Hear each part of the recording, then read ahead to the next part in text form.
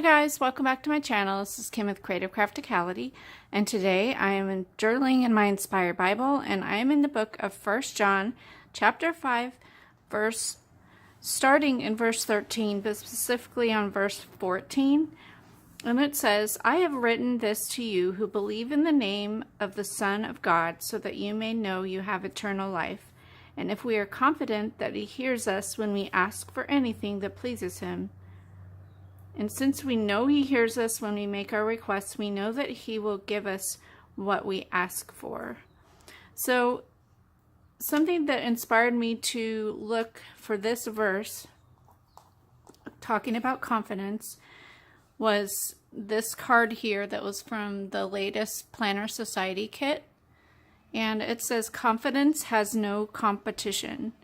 And this verse is talking about how we can have confidence that God will hear our prayers and he will do what is right for what he wants in our life.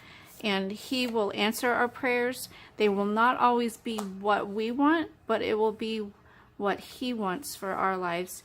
And if we know him, if we believe in Jesus and that he died on the cross and rose again, we have faith in God, we can have the confidence that no matter what we pray for, when we pray for it, he will always be there to listen and to help and to guide us. So that is awesome. And we can have that confidence in him. And I believe that falls into our lives as we go along in our lives. He will give us confidence in the things that we do in our everyday life, in our job, in our relationships, and just in everything we make the decision to do. With his help, he will give us the confidence to do that to our very best. So I just think that this was just an awesome saying. Confidence has no competition. And I believe that is true. If we have God in our lives, we will have the confidence and there will be nothing. We will have struggles. That is true. We, as a Christian, we don't have perfect lives, but we can stand up to the competition no matter what it is. So I'm going to use this card. I'm going to be using some of the stickers, probably just the flowers. I have this washi tape. It's some sparkly washi tape, and I believe I picked it up at Target, but it pulls out the lavender purple in there. I'm going to use it down below here. I'm actually going to cover up this pre-printed image that's here because I don't think this really goes along with it, so I'm just going to cover that up.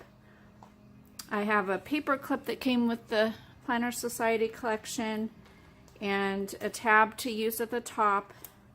And then I have these flowers that coordinate. If I can pick them up there. There's like a mint color and a pink and the lavender.